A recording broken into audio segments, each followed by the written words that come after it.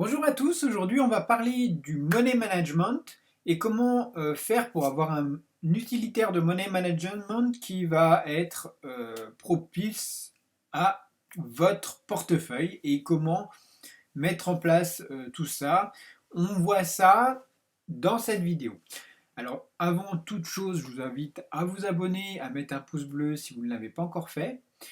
Et on voit tout ça maintenant. Donc aujourd'hui, moi j'ai fait quelques gains notamment sur l'euro-dollar et l'or. L'euro-dollar qui a fait une super sortie de compression, comme on peut voir, suite à la news de la vente au détail aux États-Unis qui est pas très bonne. Du coup, bah, l'euro prend le dessus par rapport au dollar.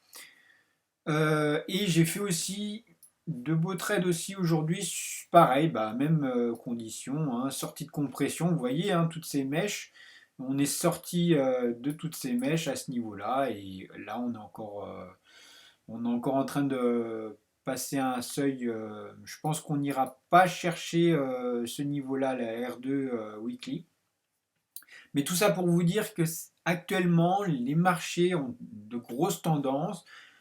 Comme on peut le voir sur l'or, l'or depuis début de semaine n'a fait que de monter, monter, monter. Donc il suffisait d'acheter et vous faisiez des sacrés trades en sortie de compression. Donc c'est pas le sujet d'aujourd'hui. Le sujet d'aujourd'hui c'est le money management, pardon, et comment, avec un petit utilitaire de money management, vous pouvez suivre en fait vos gains et vos pertes et dire hop, stop, aujourd'hui j'arrête, ou c'est bien, aujourd'hui je dois encore progresser. Alors ça, c'était un utilitaire de money management que j'avais récupéré sur une formation que j'avais suivie avec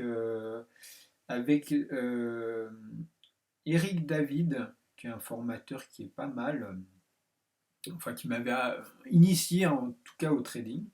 Et justement, il avait fait faire un utilitaire de money management. Bah, je ne peux pas vous le distribuer parce que bah, c'est quelque chose que j'avais payé, donc je ne peux pas le donner gratuitement. Mais ce que vous pouvez faire, c'est reproduire ce type d'utilitaire de façon sommaire, hein, c'est-à-dire en mettant vos profits là et l'évolution de votre capital au fur et à mesure sur cette partie-là, en vous donnant des objectifs, c'est-à-dire que si vous avez 1% d'objectifs par jour, moi je me suis fixé 1% d'objectifs par jour, c'est pas non plus énorme, et vous voyez qu'au bout de la semaine, j'arrive quasiment à l'objectif que je m'étais fixé, à 2,50 € près. Donc je suis assez content. Donc l'objectif d'un utilitaire de money management, c'est de montrer vos gains, hein, et, et aussi mettre en relief vos pertes. Et quand vous avez des pertes, si vous êtes à moins 2 par exemple par jour, moi je m'arrête à moins 2%, j'estime qu'à 2% de perte sur mon capital en une journée, après comment dire, ça met en fait en danger le capital dédié au trading. Je rappelle, un capital de trading est un capital que l'on est prêt à perdre entièrement. Euh, pour ma part, c'est un capital que je suis entièrement prêt, c'est 600, là je suis à 660 €. C'est un capital que je n'ai pas besoin pour vivre, que je n'ai pas besoin pour mon entreprise, ni quoi que ce soit. Et c'est très important d'avoir déjà ça en tête. Et avec ce capital-là, l'objectif, c'est de faire en 3 4 mois 100%, puis peut-être en une année, si j'arrive à faire 200%, c'est super. Mais déjà, si vous arrivez à vous fixer un objectif de 1% par jour, pour beaucoup, ça va paraître énorme. Sur un petit capital, disons qu'on va être un petit peu en levier généralement. Moi, je suis assez, faut avouer ce qui est, hein, pour faire 1% par jour sur un tout petit capital de 600 €, on est en levier, hein. Mais je suis en levier de façon comment dire, par rapport à mon capital dédié aux indices, aux actions, etc., mon capital total, je suis quasiment, jusqu'à présent, je ne suis pas en levier. Et je vous invite à faire ça, c'est-à-dire pas être en levier sur votre capital total. Alors bien sûr, quand on trade l'or sur un capital total, on ne va pas avoir du jour au lendemain l'or qui va revenir à zéro.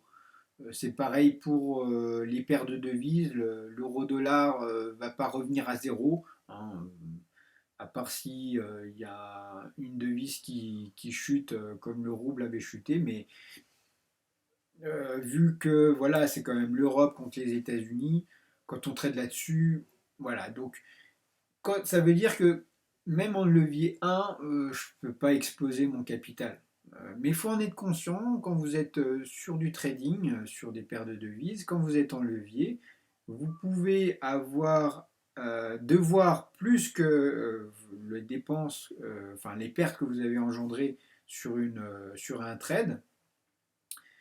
Parce que si, par exemple, sur votre compte, comme moi, vous avez 660 euros et que vous avez tradé, par exemple, l'or à 1700, il vient avoir un crash énorme, je ne sais pas pourquoi, l'or ne vaut plus rien du tout, qui descend à 700, et ben, si vous avez pris à 1 euro le point, malheureusement, vous devez 400 euros environ au broker, même si votre compte est déjà à zéro et que vous ne voulez pas les rembourser, vous êtes dans l'obligation de les rembourser.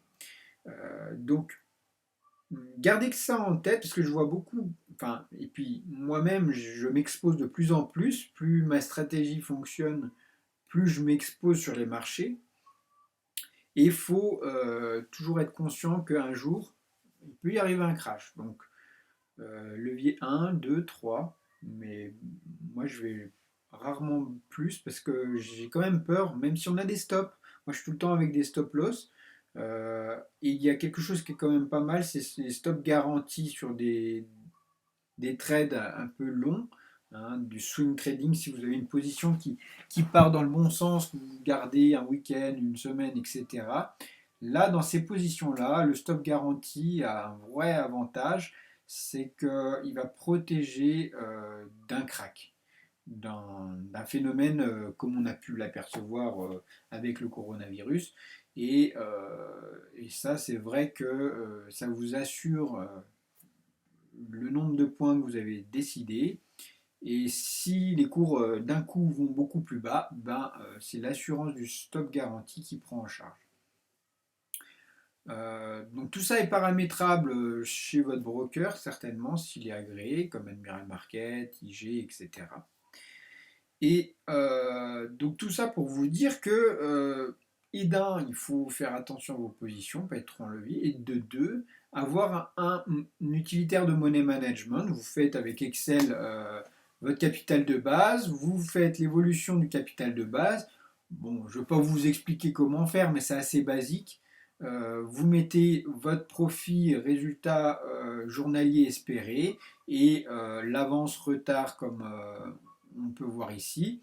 C'est quelques, vous voyez, l'avance retard c'est E4, donc E4 ça, moins la moyenne de... Alors c'est un peu compliqué son histoire là, mais voilà. Tout ça pour vous dire que